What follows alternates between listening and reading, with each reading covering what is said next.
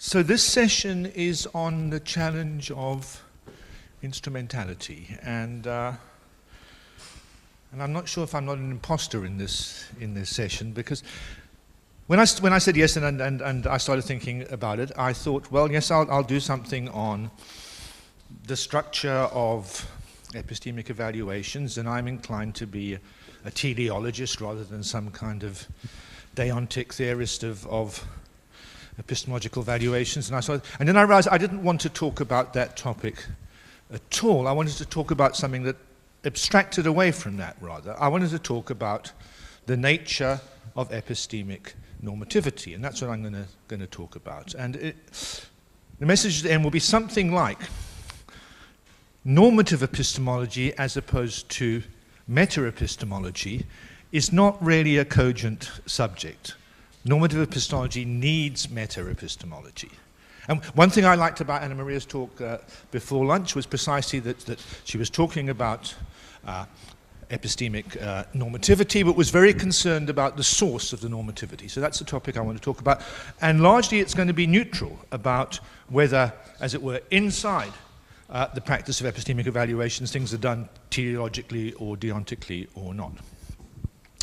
So I want to start by imagining designing a population of androids to inhabit a new planet. I mean, they're going to be rather like us. I mean, imagine Commander Data, androids that are just like humans, but we're designing them from scratch.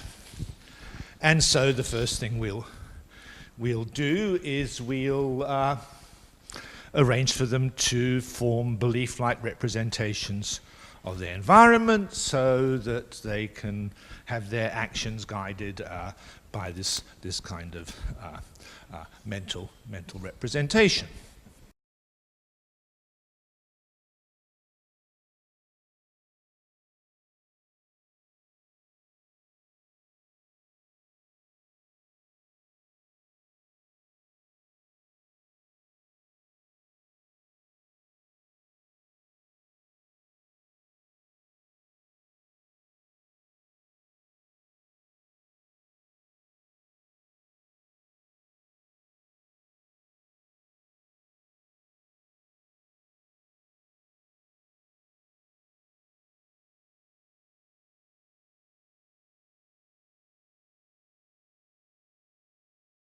Many people don't have much education or don't like it. They don't get retrained. There's an issue. Which kind of person do you want to be? Do you want to be a kind of epistemic martinet, as many of us must are? Do you want to be somebody who just gobbles up fake news? Do you want to be some kind of judicious thing in between? I mean, this is a real choice that faces human beings and looks like one that ought to be subject to serious discussion and debate. So, I think we certainly have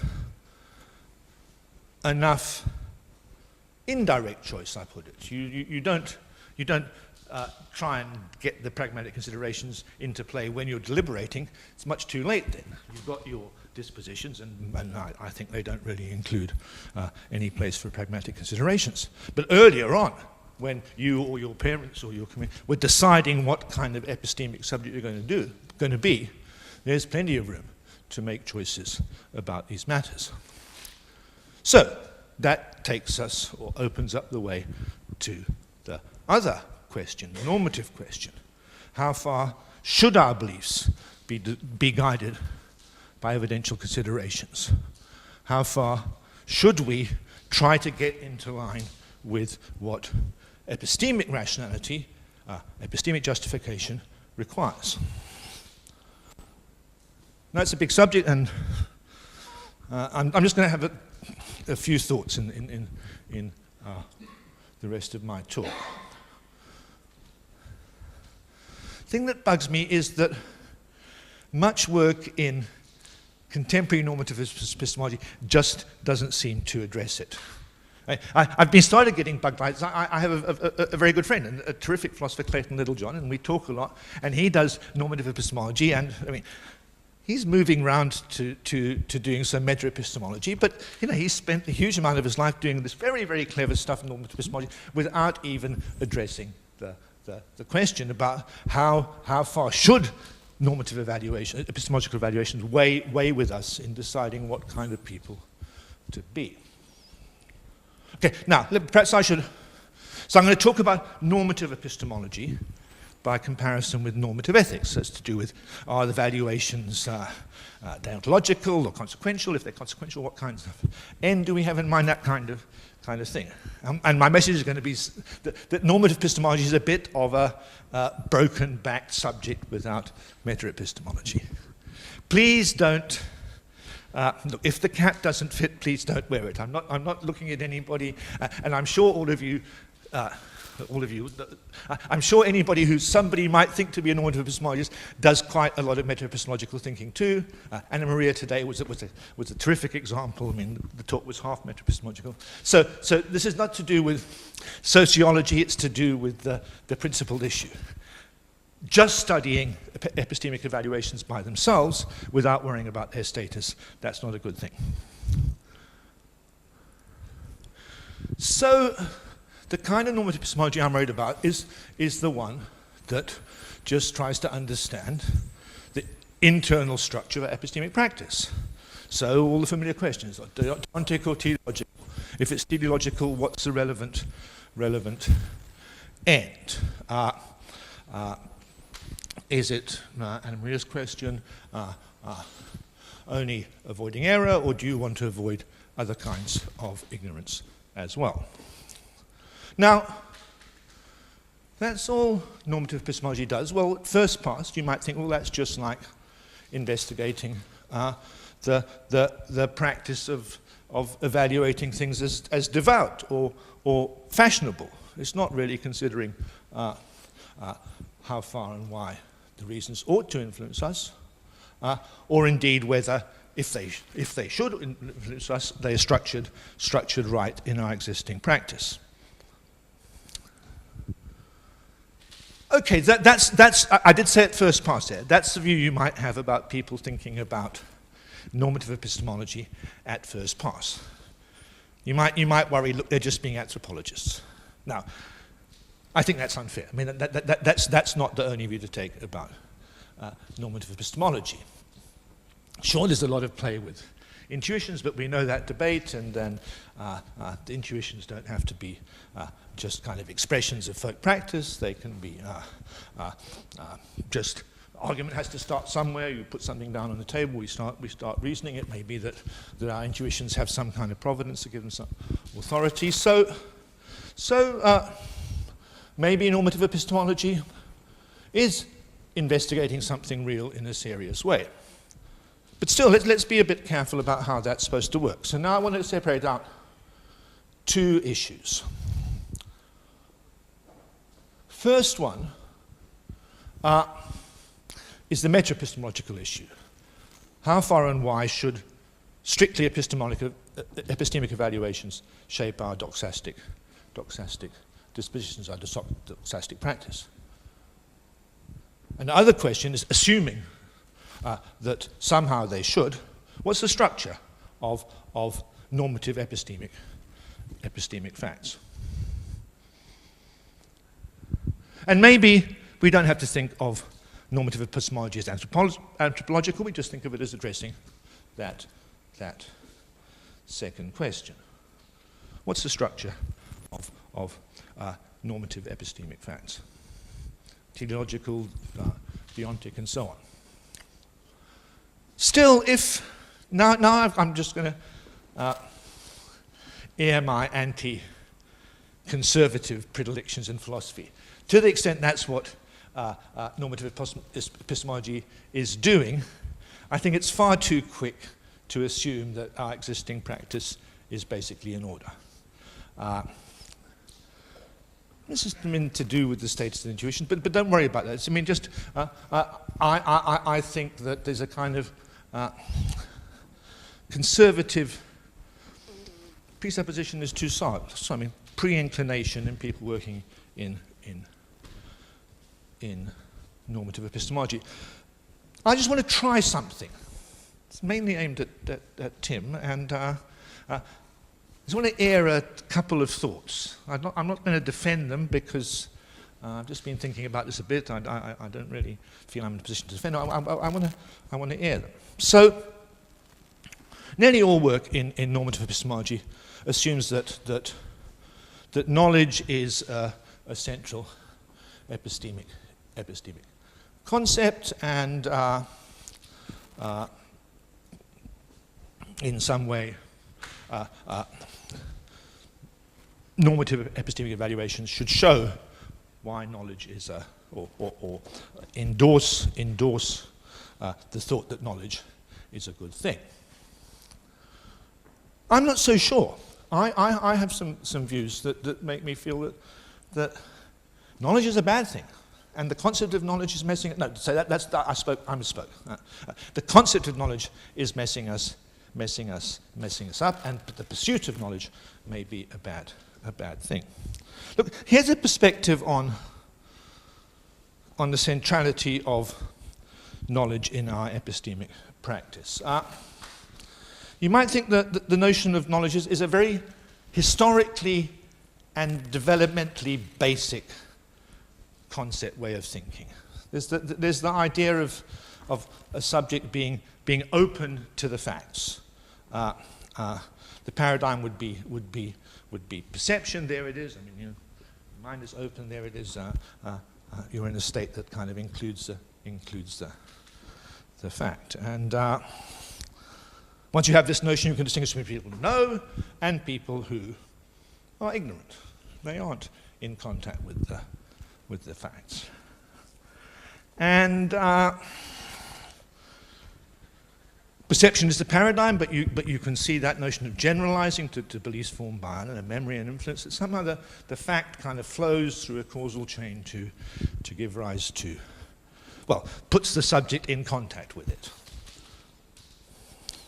That's a very basic, and so some of you who know the animal and developmental literature will know that there are beings who can make that distinction between being in contact with the fact and being ignorant, but don't yet have the notion of belief. So the notion of belief comes in later, and it comes in when you notice that they're subjects who are like the knowers in respect of their inclinations to behave and so forth, but they aren't in contact with no facts.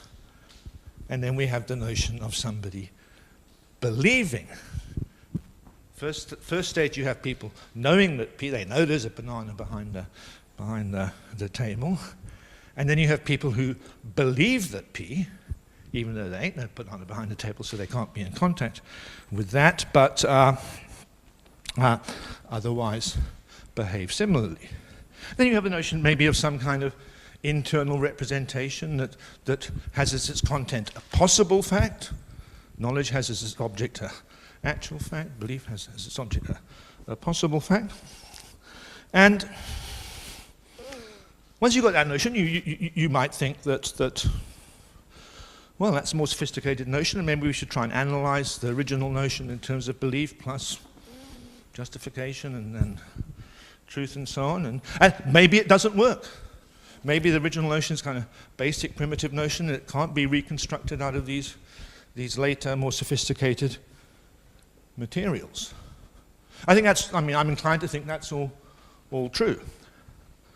But if that's all right, it seems to me there's a serious question whether we're better off with the notion of knowledge rather than just working with true belief, true justified belief, and so on. And here's a case that has been bugging me. So this is a long digression, but I just wanted to air it because I've been worrying about it. So my colleague Clayton, who worries inter alia about the value of knowledge, worries about this kind of case. So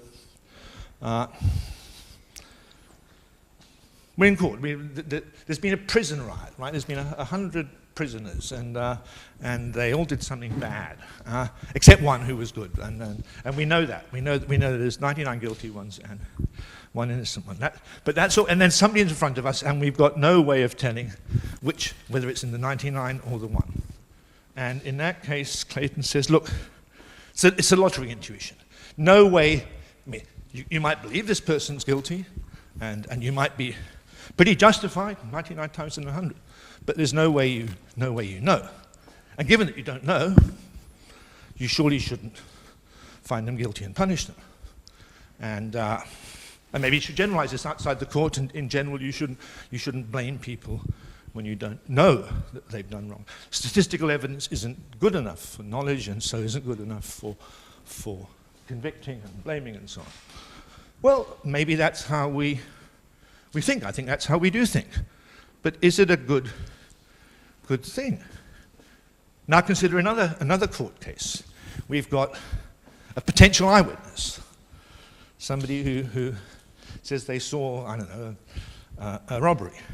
And now this worry doesn't arise. I mean, some other worries I'll come to, but that worry doesn't arise. I mean, if the eyewitness really did see that person, and then they will know that person did it, and we the jury, the court, we'll also know. And so the worry about convicting somebody when you don't know, that doesn't arise.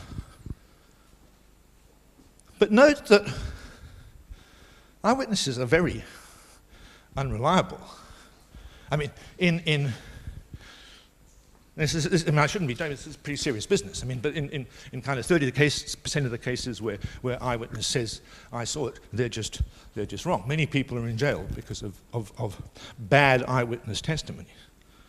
So now one should worry. Look, here's the two cases. Statistical evidence, 1 in 100 chance we're going to go wrong. Eyewitness evidence, 3 in 10 chance we're going to go wrong. Okay, now this is clearly too quick, because what one would want, one doesn't actually get, but what one would want is the courts are sufficiently sensitive to the danger that eyewitnesses are unreliable. And no reason why they shouldn't be. I mean, they should get more evidence. They should not go on the 70% chance that this is a case of knowing rather than a case of misleading evidence, misleading testimony. Still, how's it going to work? The lottery thing, the statistical evidence thing, isn't going to go away. Make it 1 in 10,000. Our intuition is still you don't know, you should make the requirements on eyewitnesses as high as that. Surely not, we'd never get any convictions. So if you think it through, our attachment to knowledge is willy-nilly going to make us much more prone to convict on the basis of eyewitness testimony than statistical testimony. And I just don't see why that's a good thing. I think that's a bad thing. That seems to me unreasonable from any point of view. I mean, okay, not from the point of view where you think knowledge is required for legitimate conviction and blame, but what I'm saying is it's not clear to me why it's good to have that point of view, why it's good to be so attached to the possibility of knowledge in deciding these kinds of questions. Okay, so that was just a digression to suggest that if you are doing normative epistemology, perhaps you shouldn't be so quick to think that the practice as it's currently structured is the practice that we ought to have. Let me move to the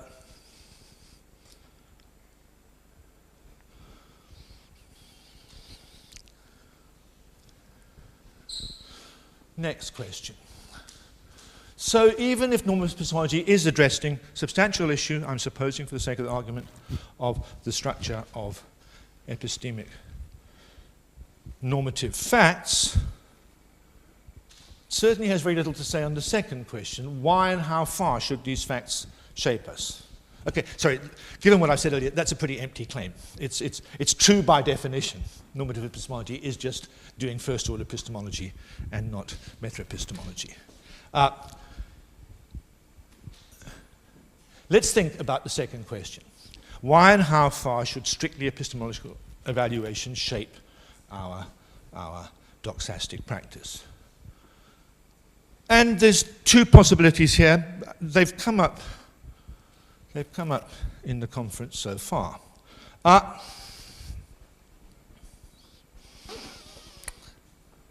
One thought is that epistemological evaluations are never normatively significant in themselves.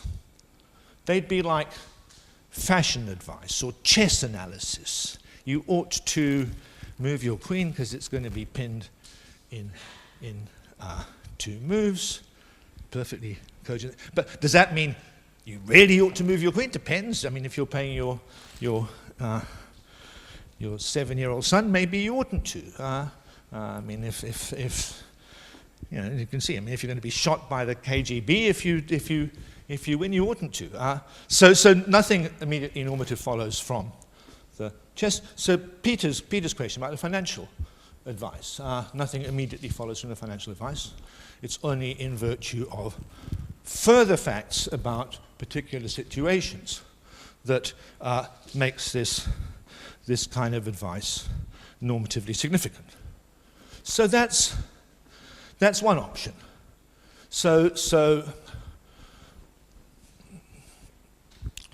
depends on how we go inside normative epistemology, exactly how this comes out, but you can see that there's the general idea that the normative evaluations, epistemological ones, don't carry any real normative unless they are grounded in some further normative facts, such as having the truth on this belief is terribly important for curing cancer, or perhaps you're somebody, this would be an agent relative value, for whom it's hugely important that you have the facts right about the kings of Assyria. And those would be cases where the epistemic evaluations were normatively significant, but only in virtue of facts, as it were, from outside the epistemic realm. Now, I used to think that. I've written a couple of papers arguing that. I'm not specially inclined to think that anymore. I'm quite open to the thought that it's always worthwhile to be epistemically successful or virtuous. And here's a line of thought that again, I just want to put this out.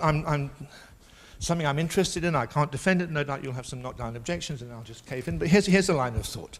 Line of thought is that epistemic evaluations are all to do with the fact that human beings are social beings and that they share information all the time.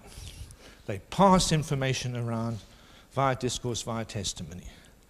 And it's a very deep part of human, and so it's very important for human beings that, as it were, the water of the well of testimonial discourse not be poisoned by false facts, by false beliefs, by false testimony. And you can see, to the extent that's true, it might always be a duty on everybody not to say anything false, and maybe a duty on them not to think anything false, because how can they be sure they won't kind of blurt it out when they think something false? So to that extent, you might feel it's a deep part of human nature that we should all strive to avoid error in our beliefs, lest we poison the well of testimonial discourse. You might think that that's where epistemological evaluation is grounded. An interesting point is if you think that's where epistemological evaluation is grounded, not only will you have an argument that being epistemologically kosher is always a good thing. I mean, one's going to have to allow that it's better on some facts than others, but still, who knows if the number of blades of grass isn't going to matter to something somewhere, and it's not up to you to decide that the bad information should go out into circulation. Not only does it give epistemic worth a categorical status, but it fits very nicely with Anna Maria's thought that if you're going to be teleological, the relevant end is the avoidance of error and not the gaining of truth. Because the person who poisons the water has done so by putting a false belief in. If you fail to form a true belief, you haven't, I mean, you mightn't have contributed as much, but you haven't done this terrible thing of poisoning the water. So this perspective on the genealogy of epistemological evaluation fits nicely with Anna Maria's thought that it's error avoidance that's, you can think of epistemological evaluation teleologically, and it's error avoidance that's the crucial crucial end. Okay, so but that's two ways of doing it. The point I want to end with is that either view, even if epistemic evaluations are never normative in themselves, or even if they are categorical, or maybe there's going to be some cases in between. I haven't thought about that too much. Either way, it looks like a blinkered subject. Normative epistemology in itself doesn't address the question of whether beings like the androids, or many of us, ought to change in the direction of epistemological propriety, all things considered. I mean, it's pretty obvious that on the first option, where it's always just a hypothetical imperative, not a categorical one, that you'll need some further stuff to have any answer to that question. But even on the second option, where epistemological imperatives are categorical, doesn't follow that we oughtn't to be epistemologically ideal beings.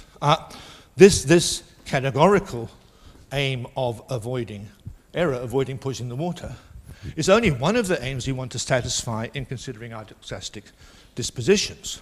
There's nothing in that thought to rule out that we should also aim to be more careful when it comes to significant questions, but also to be quick when time presses, even on significant questions. It doesn't rule out the thought that we ought also to aim to be not too realistic about our own standing in the scheme of things, lest we become badly depressed. It doesn't rule out the thought that we ought to be a bit easy when it comes to worrying about the epistemological status of, well, sorry, not about epistemological status, about our commitment to religious beliefs. These are other practical aims that will shape our doxastic dispositions alongside the aim of not wanting to poison the water of discourse. So, I was looking for it. It seems to me that normative epistemologists are like sports doctors who can tell their clients what drugs will make them run fastest, but just ignore the side effects. They kind of got a one-dimensional attitude in giving their normative advice. So I'll finish with a take-home message. I think normative epistemologists owe us some meta-epistemology. Now, I don't think that the philosophy of X always owes us some meta-philosophy of X. Apart from anything else, that would be regressive, and even apart from regressive, in many cases we can stop at the first level. I don't even think that normative ethics owes us some meta-ethics. I think the case of epistemology is different. In epistemology, the normative claims of epistemology, willy-nilly, are either grounded and dependent on, or at least compete with, other normative claims. That's not the case in ethics. I mean, there's kind of conceptions of ethics where the ethical imperatives compete with the personal, practical, but that's just a bad conception of ethics. A good normative ethics ought to kind of deal with all the kinds of reasons. And I feel that's a flaw in purely normative epistemology. Since its claims depend on or compete with others, we won't know how to take heed of what it's telling us without some reflective understanding of the status of its claims. So epistemology needs meta-epistemology. That's it. Thank you.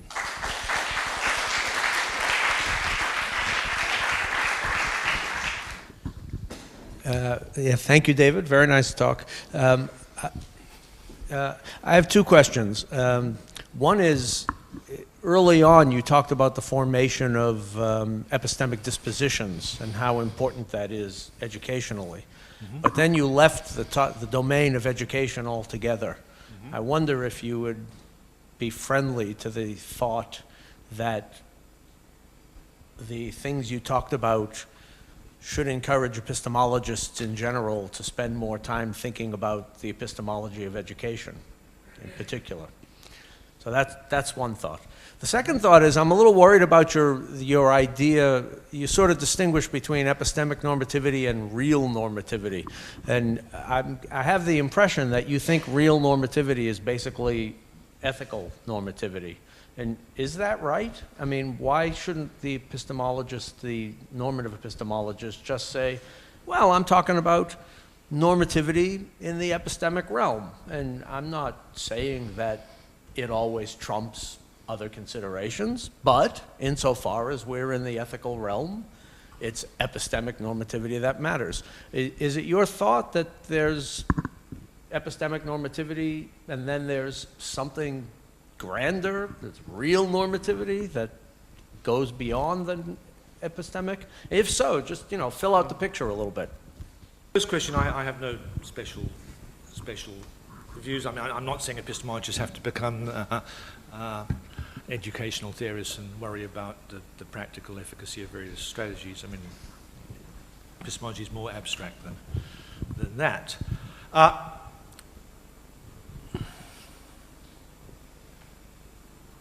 quite sure how you set up the second. So in a way, I guess, the move early on thinking about the dispositions moves while recognizing the particular structure of our deliberational dispositions, and indeed, I didn't talk about this, the way that epistemic reasons enter into theoretical deliberation, while recognizing that, moved the question of epistemic normativity into the practical realm by saying, if it's got any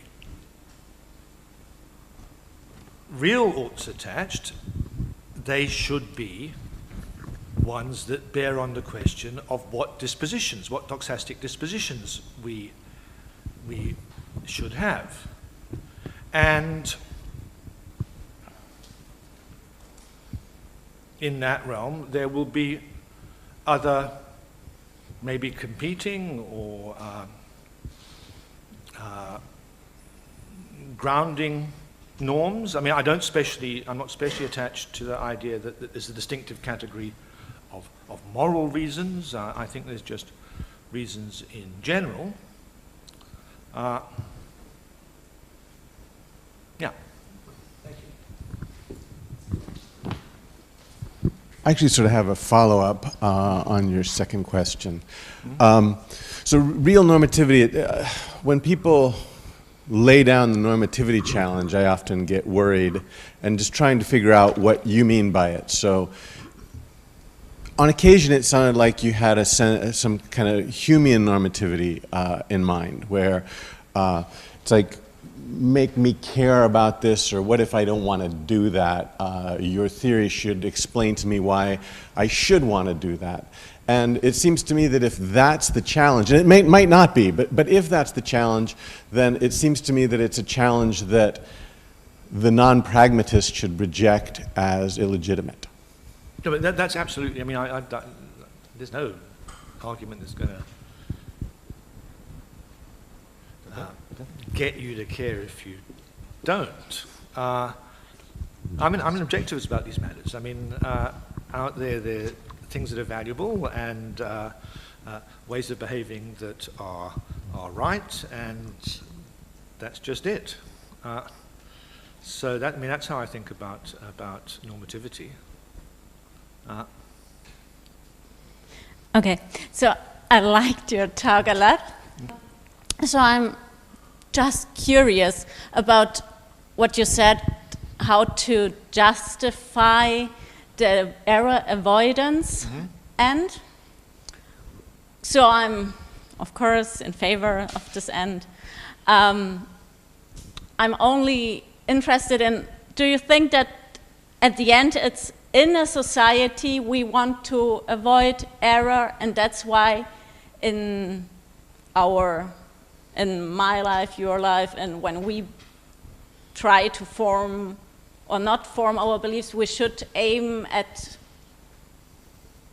not committing errors. So do you think that at the end there is the epistemic end, that we should avoid errors, so that the epistemic end that refers to me, or which I would should have, is kind of the same, only that the other one is with respect to the society, so that at the end we don't have acting successfully.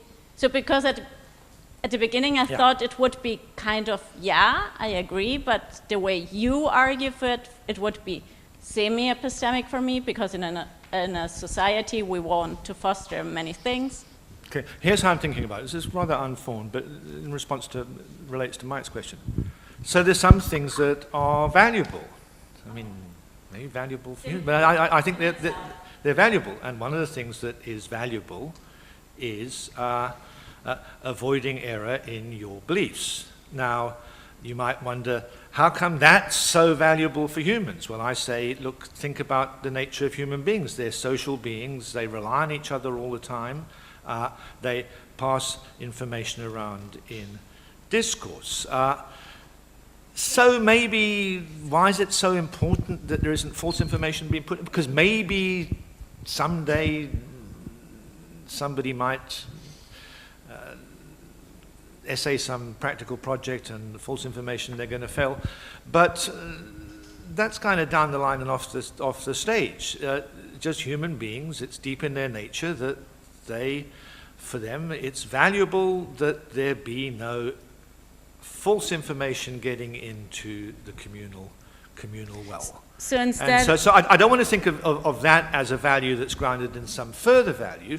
I want to think of that as a basic value, and then I might give you a bit of a genealogical story about how come that's a basic value. So instead of me trying to argue in favor of it by saying, well, that's a kind of constitutive belief aims at truth, and maybe having problems with things Miriam mentioned before, you would just recommend, hey, accept this as an end in itself in the society and adopt it, and you should adopt it because it's in the society, kind of the valuable. I haven't thought this through, but now you're pressing me, I'm inclined to do kind of thing that Bernard Williams and people who follow him do. They give a genealogical story of why something is so important, but they aren't trying to justify the importance of this thing as a means to the further end. They're saying, look, this is... No, I get that, and I mean, I Miranda also Fricker like... has a whole lot of stuff about praise and blame, and the story is, think about how life would be different if we didn't have these things. She's not trying to justify the practice of praise and blame by saying, if we didn't have it, praise and blame are very basic. The final end, and take it as a final end. Final end is just avoiding error. I guess I should say something about your kind of anti-knowledge comments. If you like. I mean, there's a strategy which is very common amongst people who regard the idea of knowledge as kind of pre-scientific and so on. And that is that when they need to talk about knowledge, they don't call it knowledge, they call it information. And what they say, it can't be interpreted in terms of Shannon information or anything like that, and it can't be understood as just something belief-like either. And I noticed that you were using the term information at various key places in your talk. So the androids were adjusting their beliefs to their information about the environment, and then later on you said it's a deep fact about humans that they share information. Now, of course, there are all sorts of things you can try to claim that you're not using information as just an ersatz for knowledge, so there would need to be a lot of to and fro, but basically, as far as I can see, you are in fact relying on the notion of knowledge, but you're just calling it information. Maybe. I mean, it would need to be worked through, but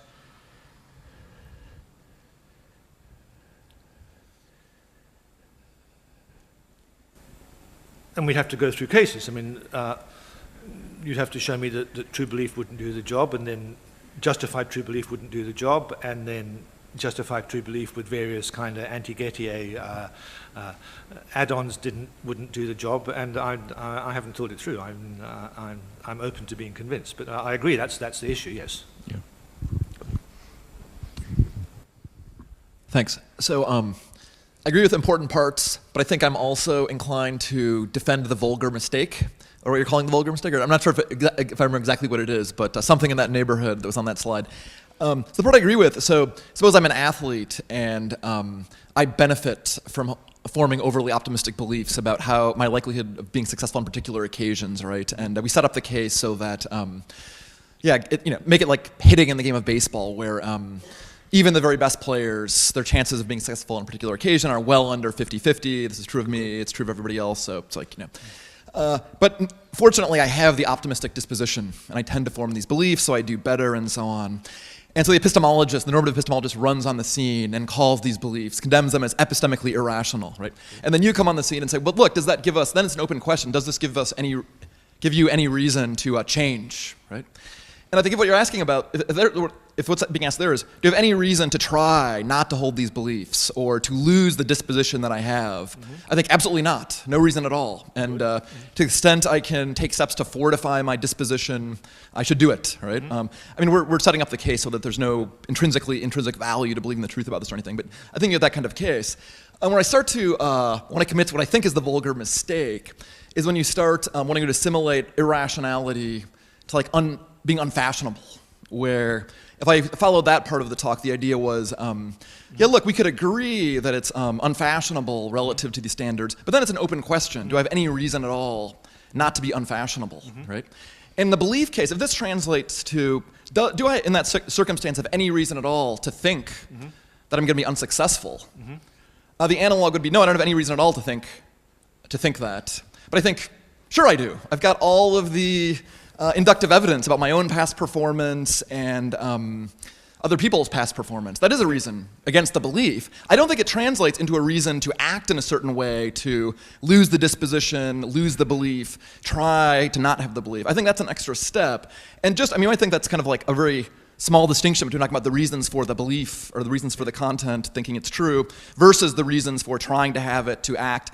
But I don't think it's quickly, you get the same kind of distinction with respect to other mental states, right? So you can draw the same distinction with respect to, say, intentions, right? A lot of people will think the lesson of Kafka's intention puzzle is you can have a reason to intend something, but if you actually, being in the state of intending it would have all sorts of bad consequences. You might have reasons to get yourself out of that state. And similarly, a lot of people will think, sure, you might have reasons to desire or prefer something, if that would be a great way for the world to be.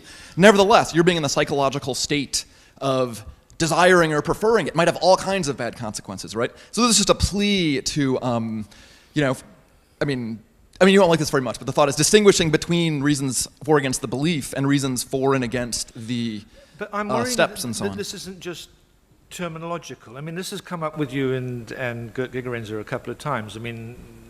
How are we to understand the term reason? Suppose I just give you the term reason here, and say, look, you don't have sufficient reason for the belief, but say that nevertheless, it's just like the fashion case, or perhaps better, the chess case. That we're using reason here now I'm going to assume teleology for epistemology, but that's not crucial to the point I'm making.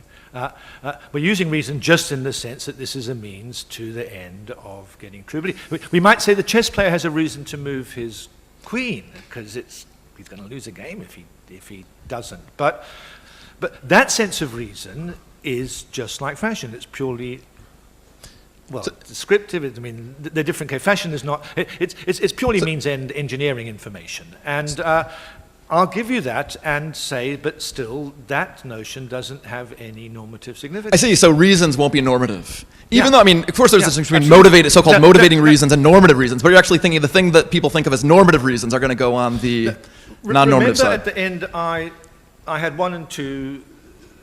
One was epistemic reasons aren't per se normative. 2 was, yes, they are per se normative. And I prefer the second, but still. It seems to me that there's a position that gives you the terminology of reason but denies its normative. Okay, so normativity goes with should, and reasons might be on the other side of. Is that what goes with normativity? Because normativity is kind of this technical notion, right? But sorry.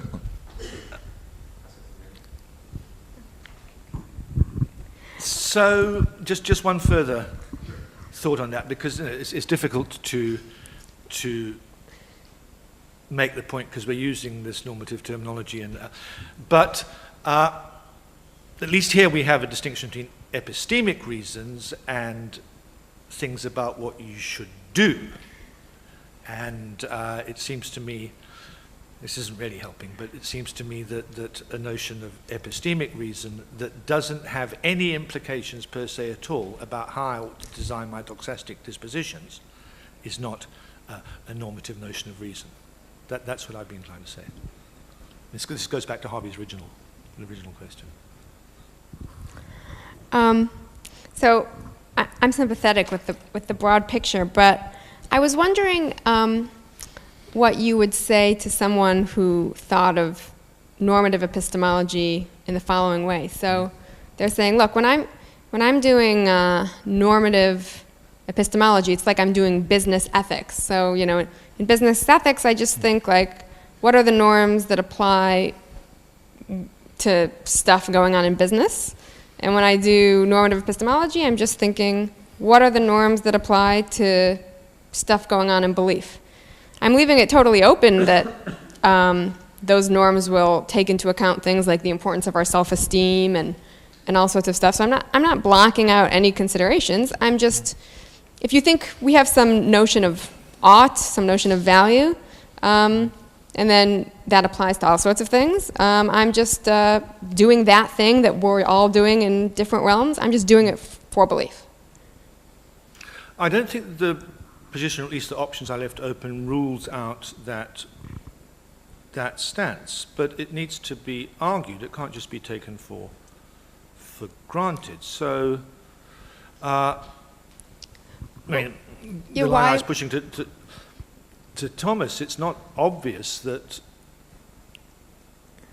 epistemic reasons translate into reasons for action, in particular reasons for designing or not redesigning your doxastic dispositions. So I don't see how that fits exactly, because I was thinking like, okay, so there's all these different things we do, and there's all sorts of norms that apply to the different things we do. So there could be norms that apply for, you know, instilling dispositions, and there could be norms that apply for belief, and norms that apply for this. And when I say epistemic reasons, I don't mean anything fancy by that having to do with getting at the truth. I just mean reasons that apply to believing. And then there's no further question about are these real reasons or not. I've just stipulated. These are whatever. These are the reasons apply to belief. Yeah. Then I think that it's a substantial question whether what we're doing when we make judgments of so-and-so's epistemically justified, epistemically rational, is knowing or guessing. It's a substantial question whether those are epistemic reasons, normativity in the sense you've just stipulated. Yeah, I think that's right. Okay. Okay. So that's okay. That's an okay picture. Okay. Yes, I'm going to ask my question from psychological perspective, and potentially I am missing some nuances, and maybe some of my questions have already been answered. Then I hope you can clarify. So there was, how I understood, maybe it relates also to Miriam's point, but the question in the beginning about that you can consider epistemic normativity independent of other normativity. So you have different realms, and then I would think as a psychological being or an agent or a human or android in the world may say, okay, but how, so in order for me to decide what I should now do, any one of them may apply in some combination. I may weigh them. So what is the account on how to weigh them? And if there is some weighing, is it assumed that there's no effect on theorizing about normativity in these realms, so that you can theorize about normativity in these realms independent of how actual agents would somehow need to take the different norms into account to come to a decision on what they should do? This is the first question. The second question was motivated by discussion back here on communication. So the idea that we would share information, that would make potentially give normative force to how do I phrase it? So not to what is it, to spoil the waters, or I don't know what the expression was. Poison the water. Yeah. Poison the water. And I was thinking if it may help to think also about the biological, maybe evolutionary biological basis of humans, that they're also of their sociality. So for instance, if people would lie, like people that lie, they may become socially outcast. And we know that this has all kinds of psychological and physiological effects, and that maybe some of that normativity could be grounded in actually the biological basis of human beings. Okay, so these were my two questions. Yes, I mean, the second thought, I don't want to rule that out at all. It's kind of what I was thinking, though one has to be delicate about the connection between our biological history and the existence of certain values. I mean, one doesn't want to be too reductive, but certainly the story I have in mind would be consistent? Would attend to the biological history as something to do with the fact that for us avoiding error is categorical value. But I thought you said you wanted to make that principled bottom line value and not, I thought, reducible to other values. Quite. So I don't think the fact that there's the fact that something is valuable. There's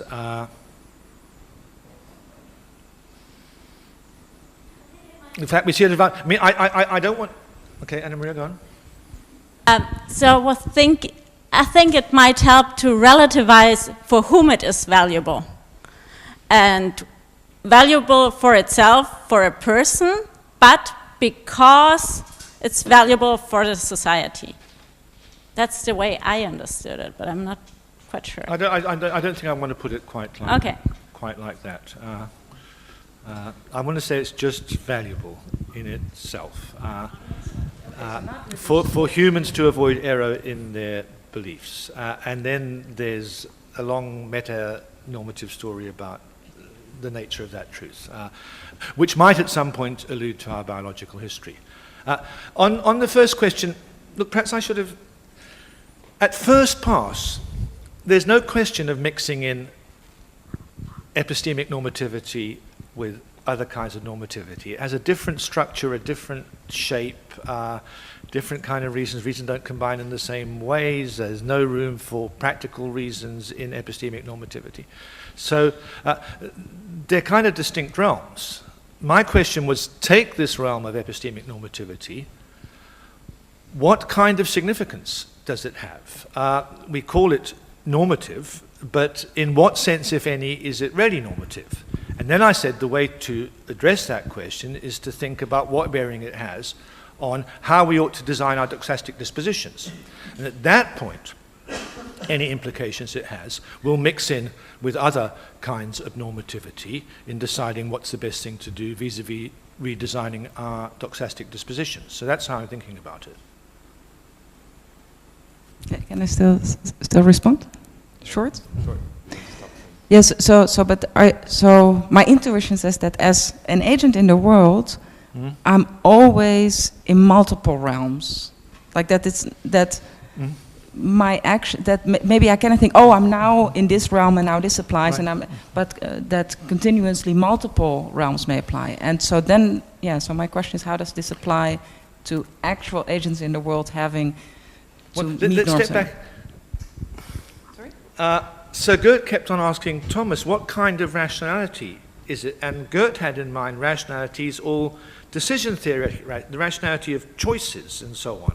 And at first pass, epistemic, not that kind of rationality at all. It's to do with forming beliefs on the basis of evidence or information or something. It's to do with forming beliefs. And at first pass, they're quite disparate realms. And they are structured terribly differently. Okay. But then there's a question, given that there's this different realm, in what sense, if any, is it normative? We understand. Let's suppose the notion of normative is grounded over here, but this is supposed to also be something about what ought to happen, how things ought to go.